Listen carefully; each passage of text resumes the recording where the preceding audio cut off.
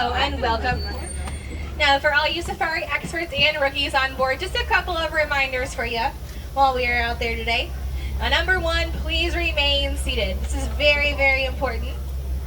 I'm passing through some very rough and bumpy terrain, so it's really important you guys remain seated, keeping all your hands, arms, feet, and legs inside of the vehicle at all times. Now, if you guys take a look up above your heads, you'll see that animal spotting guide. Now, at one point or another, all those animals have been seen in the Harambe Wildlife Reserve. Now, we likely not see that today due to migration patterns and availability of water, diets, and things like that. But we definitely usually have pretty good luck, so keep your eyes and your cameras always at the ready. Now, friends, if you guys take a look over on the right hand of the truck, that right there is the first animal of the trip. Now, that is an okapi. Now, okapis look kind of like horses who have on zebra print pants. And you're probably wondering how the heck are they related to giraffe and not zebra? Now, they do have long prehensile or finger-like tongues. And the males do have ossicones or horn-like structures coming up out of their heads. And they are the only living relative that is related to the giraffe, actually. Now, those stripes do serve a purpose.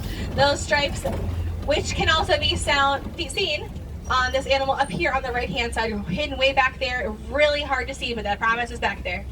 Looks kind of like a deer. It's a greater kudu. Now, those stripes serve a purpose, which is exactly that. Now, that helps them camouflage into the trees and kind of stay safe from predators. You guys can maybe see them as we run up this corner as well. You can see their head poking up. Now, that does appear to be female greater kudu, and I say that because they do not have long twirly horns coming up out of their heads, and they do not have shaggy long beards coming down from their chest. Now, the animals coming up over on the right hand side again, those are bongo, and those bongo again have those crazy stripes. Now, those stripes do look like light coming through the tree branches, which allows them to hide really well. Now, unlike the kudu, only the males have horns. Bongos, males and females, both have horns. And they are slicked towards their backsides. That better allows them to maneuver through the forest.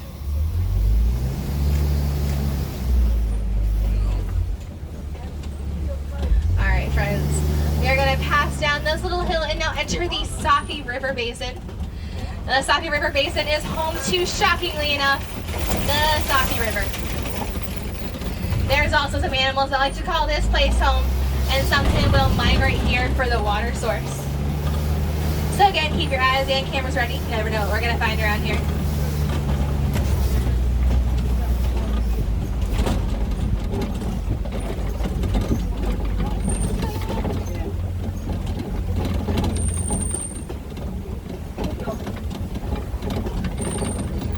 Alright guys, I do see the first animal over here by the Safi River Basin, and that is going to be a Nile hippopotamus on the land over there. Right up in front of the truck. Now, Nile hippos do spend lots of their time in the water, but they can hang out on the land as well. He's taking a nap. Now, Nile hippos are some of the most territorial animals in Africa. They will use their very large, powerful jaws in order to protect their families as well as their territory. Oh, no, I see. Now, contrary to popular belief, hippos cannot swim. Crazy, right? And so they kind of bounce off the bottom of the river using their feet. Now, they do have all their primary senses, including their eyes, ears, and nose, all on top of their heads. So they can kind of hang halfway in, halfway out of the water. But they can also hold their breath for up to 8 minutes if necessary. Now, the birds over on the island and in the water over on the left-hand side, those right there are pink-backed pelicans. Now, pink-backed pelicans do get their names from the bright pink color in which their backs turn during their breeding season. Now, those birds look kind of like normal-sized pelicans, which they kind of are, but they do have very impressive wingspans. Now, they have a wingspan of up to 8 feet wide. If you guys have a hard time visualizing what 8 feet wide looks like, take a look at that big truck canopy above your head. That's about 8 feet right there.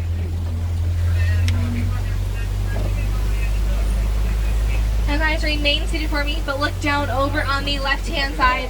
Those over there are Nile crocodile. Now, Nile crocodile are humongous. They weigh about 500 to 600 pounds and can be about 16 feet long. Now, Now, if you guys ever see a crocodile with their mouth hanging open, they are not waiting for their next meal to go strolling right inside. No, that'd be way too easy. Instead, they are regulating their body temperature. Now, crocodiles are reptiles, meaning they are cold-blooded. They have to pull in air through their mouth, heat up that air while it's in there, and then push that air back over their bloodstream. They don't have the luxury of their bodies doing it on their own like we do, since we are warm-blooded. Now over on the right-hand side of the tree, that right there is a baobab tree. Now baobab trees look just like that for about 9 months out of the year, where they have absolutely no leaves on their branches. Now instead, they will hold all of their water in their trunks. Now animals will travel from far and wide across the savanna in order to obtain that water in times of desperation. This is why they sometimes get the name the Tree of Life for that reason right there. Now friends, we have entered the savanna. Savanna is a very wide open grassland, home to lots of different animals who live here. We can kind of tell what lives here based on the landscape. Now the trees are all really high, and they're all kind of one height. And that is because that is the highest that the tallest giraffe in the area can reach. Now you may see also some very large downed trees or boulders and things like that in the area. Now those are a really good sign of elephant or rhinoceros, some larger animals. And that little animal right over there on the right hand side back behind that grass, that is a springbok. Now springboks do get their name from what they do, and that is spring across the savanna. Now they do something called pronking, which is a combination of jumping and leaping, where they can jump 6 feet up into the air and leap 13 feet forwards. Now they are one of the world's fastest land mammals, in the top 10.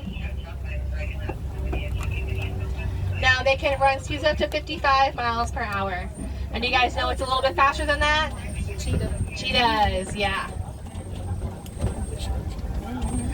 Also over on the right hand side, those animals right there, those big cow looking things, those are Ankoli or Watusi cattle. Now they do get their names from the locals who first domesticated them. Now in Africa, those cattle are not used for meat or for dairy. Instead, they are used as a form of currency. Now if you have lots of those cows, you are said to be very wealthy. Now those really big horns on top of their heads look like they'd be really heavy, but they are not. They're actually kind of a honeycomb texture on the inside, which allows them to regulate their blood temperature.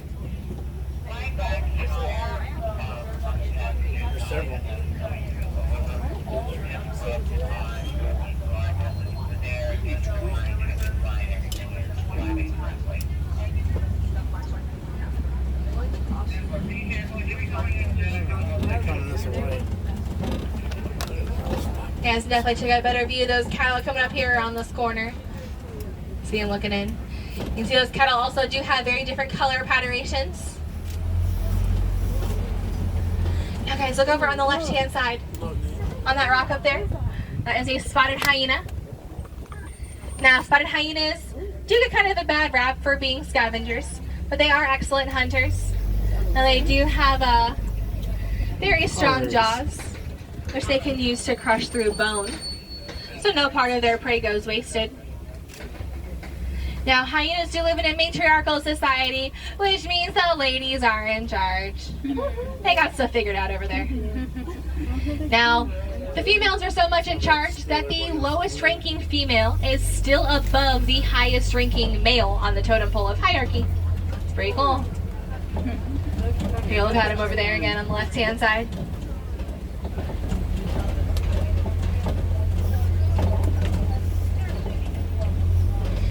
Now coming up also over on the left-hand side, there's 2 different animals. 3 different animals. Now that right there is a Maasai giraffe. As well as there's some over on the right-hand side as well. Now back there, are some sable antelope.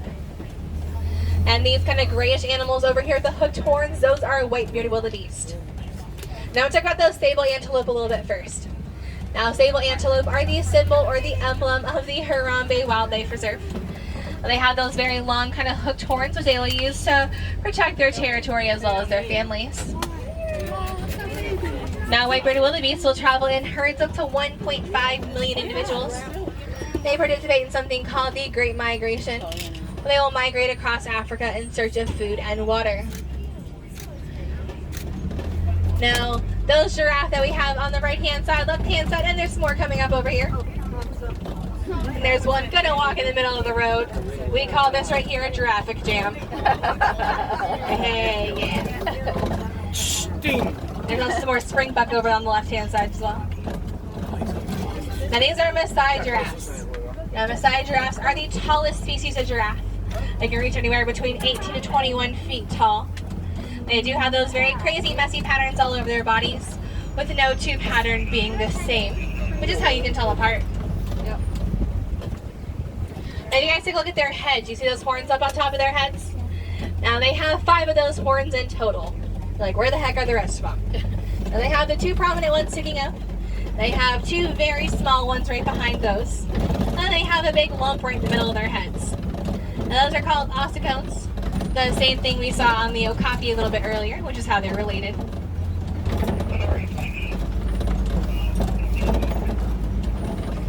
Now if you guys want to do me a favor, take your right arm and put it out directly in front of you, just like this. Now take a look at the distance between your elbow pit and your wrist, so your forearm. If you're an adult, that's about 16 inches.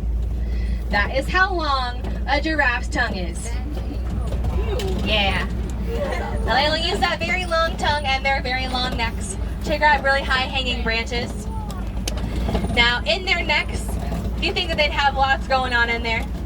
They only have 7 bones in their neck. That's crazy because we only have 7 bones in our neck as well.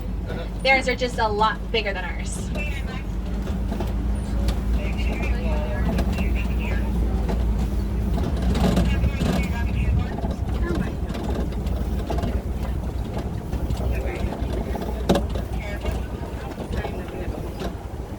Alright guys, if you look over on the left-hand side of the truck, back there by that wall, you guys can check out some Patterson's eland.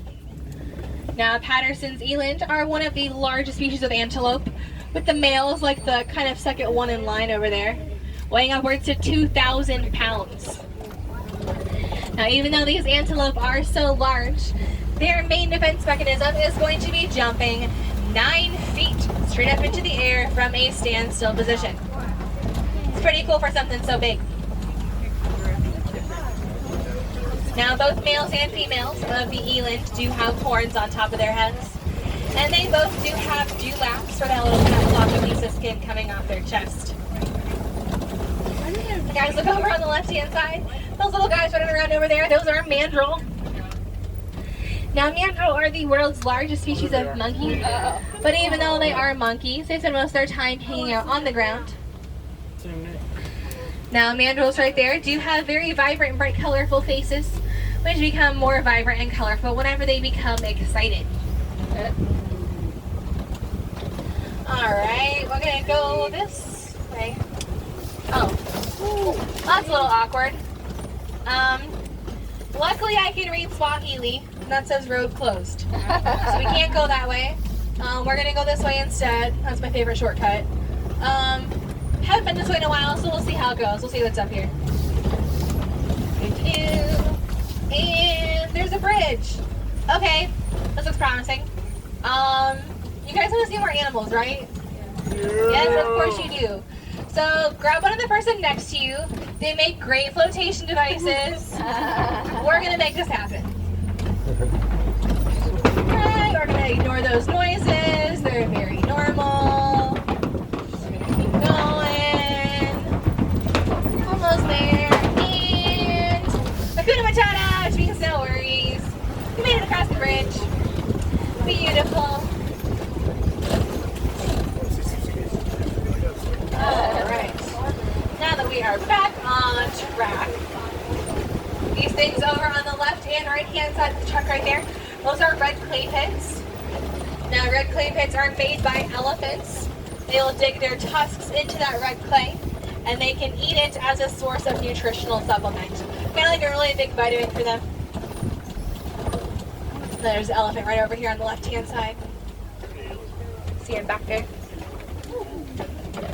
Now, unfortunately for elephants, those tusks are a big reason why elephant populations are dwindling.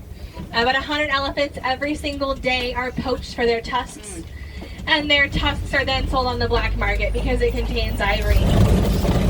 Another big reason for declining elephant populations is because of human-elephant conflict. Now, elephants, they are huge. Look at them. They're huge. They have huge appetites. They like to eat things like grass and tree branches and crops, which farmers work really, really hard to grow. Well, farmers don't like that because those crops are how farmers pay their bills. So Disney has partnered up with an organization called the Elephants and the Bees. Now they will donate beehives to local farmers, and they will place those beehives all around their crops. Because just like how you and I don't like getting stung by bees, well, neither do elephants. So the elephants steer clear of the crops, the elephants stay alive, and the farmers stay happy. It's a win-win for everybody. And then his big gray guy is over here.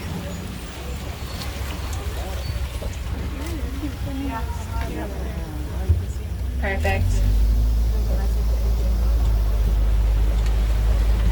Now guys, over here on the left-hand side of the truck, this right here is some greater flamingo. Now I think these flamingo are pretty great. That's not why they get their names. They get their names instead because they are the largest species of flamingos. They are also, however, the most pale pink. Now flamingos do get their names from their color from what they eat. And that's going to be shrimp.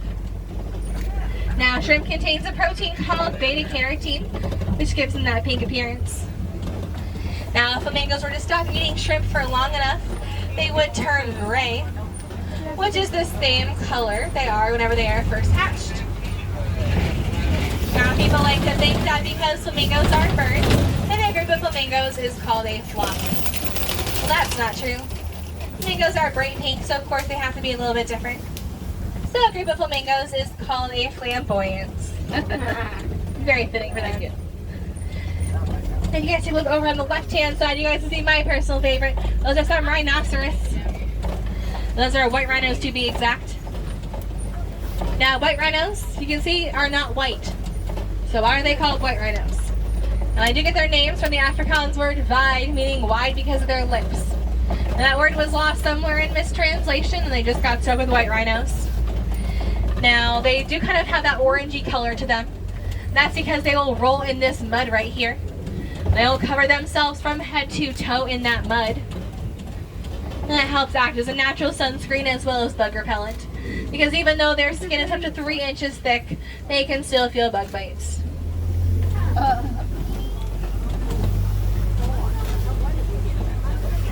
Now white rhinos, like I said, weigh around 5,000 pounds. Now, even though they are so heavy, they can still run 35 miles per hour. And they can do so almost silently because they have squishy pads in the bottom of their feet, which kind of soften the blow as they run. Now guys, look over on the left-hand side. Back in that shade, you guys can check out some cheetah. Now, cheetahs are the fastest land mammals. They can travel speeds of around 60-65 miles per hour. And they do get their speed from 2 major parts on their bodies, being their feet because their claws are always retracted, like they're wearing running cleats. And also from their tails, where they get their balance and their ability to change direction really quickly. Now, cheetahs are more of sprinters as opposed to marathon runners. And they will hit their top speeds for about only 30 seconds. So they gotta feel pretty confident about whatever they're hunting before they make their initial sprints. Now guys, they get up on top of the hill over here on the right-hand side of the truck coming up. Those are bontebok. Now, bontebok are very special to us here at the Harambe Wildlife Reserve because those little animals were almost hunted to the point of extinction, where there is only 17 of them left in the world. Now, what that means is there is less bontebok left in the world than there are people on this truck. Now, locals didn't like that too much and said, hey, how can we help protect the bontebok? Started lots of conservation efforts and research. They're now thriving really well in reserves such as here in Harambe.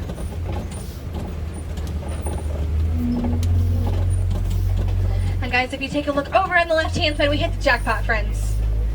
And that right there is an African lion. There he is. Sitting right around. Now that lion is doing what lions do best. That's lying around. Now lions will spend anywhere between 18 and 20 hours of their day sleeping, which sounds like a fabulous day to me. Now whenever they're not sleeping, however, the females will be out doing the hunting, while the males stay back and protect the territory, as well as any cubs the pride may have. Whoop. There's some more rhinos over here on the right-hand side. And take a listen as we pass by them. You can see them walking, and I'm not making any noise. It's pretty cool. Now, all species of rhinos, unfortunately, are endangered, and that is because of their horns. Now, they are poached for those horns, and those horns are then sold on the black market for medicinal uses. Now, some cultures believe that if you grind up that horn and put it into tea and eat it and things like that, that it has medicinal healing powers. Well, that is obviously not the case, because all it is keratin, which is the same material as our hair and fingernails. So if it was true, we could all just be super healthy by biting our nails.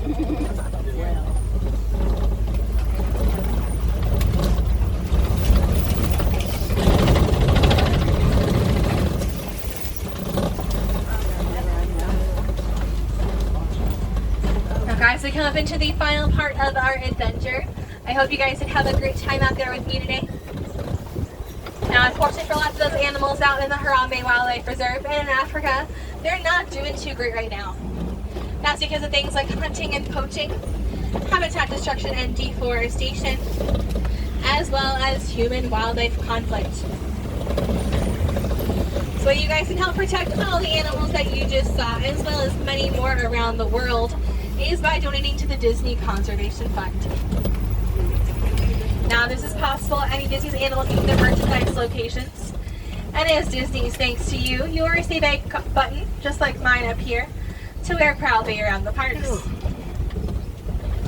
Now, no donation is too small, and Disney will match dollar per dollar and penny per penny all of your donations, with all proceeds going directly back into animal conservation organizations.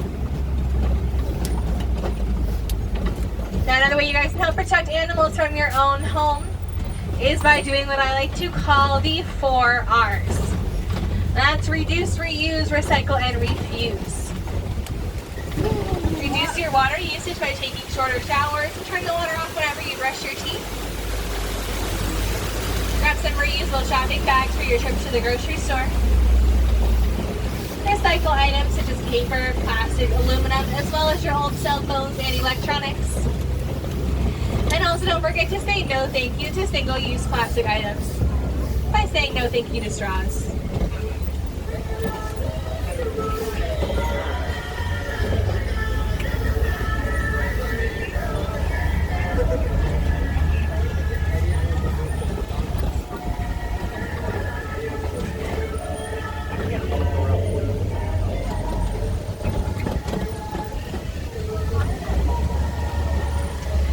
If you guys are looking for something else to do in the Harambe village, make sure you guys check out Festival of the Lion King.